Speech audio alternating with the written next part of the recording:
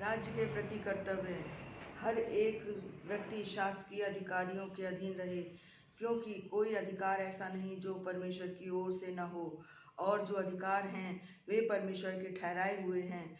इसलिए जो कोई अधिकार का विरोध करता है वह परमेश्वर की विधि का सामना करता है, और सामना करने वाले दंड पाएंगे, क्योंकि हाकिम अच्छे काम के नहीं परंतु बुरे काम के लिए डर का कारण है।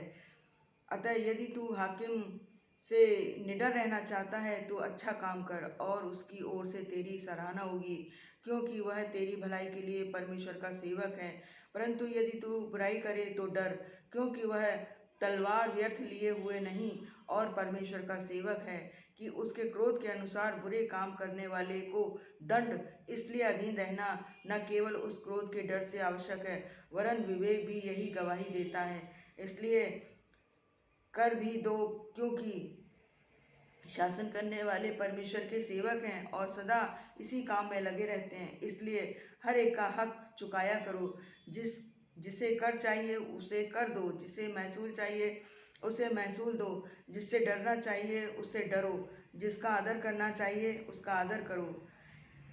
आपस के प्रेम को छोड़ और किसी बात में किसी के कर्जदार न हो। एक दूसरे के प्रति कर्तव्य क्या है यह समझो, क्योंकि जो दूसरे से प्रेम रखता है उसी ने व्यवस्था पूरी की है।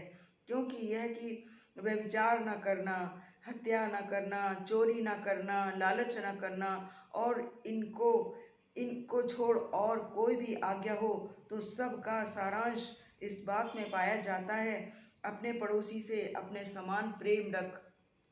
प्रेम पड़ोसी की कुछ बुराई नहीं करता, इसलिए प्रेम रखना व्यवस्था को पूरा करना है।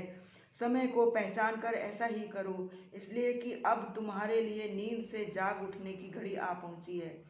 क्योंकि जिस समय हमने विश्वास किया था उस समय के विचार से अब हमारा उद्धार निकट है। रात बहुत बीत गई है और दिन निकलने पर है, इसलिए हम अंधकार के कामों को त्याग कर ज्योति के हथियार बांध लें। जैसा दिन को शोभा देता है वैसा हुई हम सीधी चाल चलें, न कि लीला कीड़ा और पियक्कड़पन में, न व्यभिचार और लुचपन में, और न झगड़े और डाह में, वरन प्रभु यीशु मसीह को पहन लो और शरीर की अभिलाषाओं को पूरा करने का उपाय न करो। अपने भाई पर दोष मत लगाओ। जो विश्वास में निर्बल है उसे अपनी संगति में ले लो, परंतु उसकी शंकाओं पर विवाद करने के लिए नहीं। एक को विश्वास है कि सब कुछ खाना उचित है, परंतु जो विश्वास में निर्बल है वह साग पात ही खाता है। खाने वाले न खाने वाले को तुच्छ न जाने, और न खाने वाला खाने वाले पर दोष न लगाए, क्योंकि परमेश्वर ने उसे ग्रहण किया है।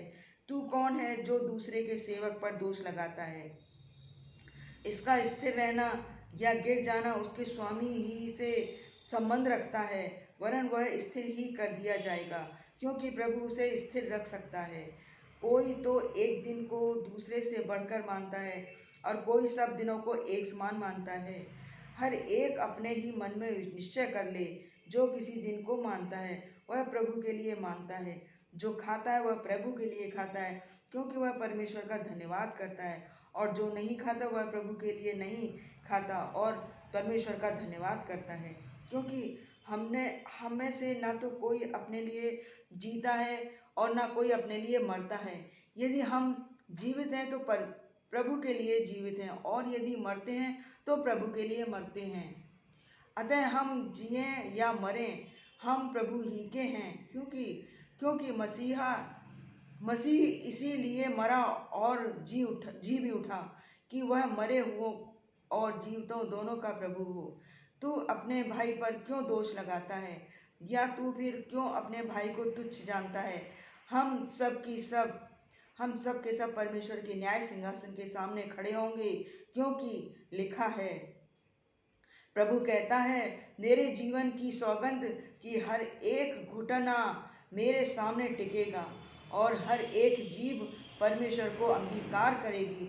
इसलिए हम में से हर एक परमेश्वर को अपना अपना लेखा देगा। जय मसीह की, जय मसीह की, जय मसीह की, जय मसीह की। धन्यवाद प्रभु, धन्यवाद, धन्यवाद, धन्यवाद, धन्यवाद प्रभु, आपका कोटि कोटि धन्यवाद। प्रभु आपका कोटि कोटि धन्यवाद। प्रभु आपका कोटि कोटि धन्यवाद। जय मसीह की, जय मसीह की, जय मसीह की,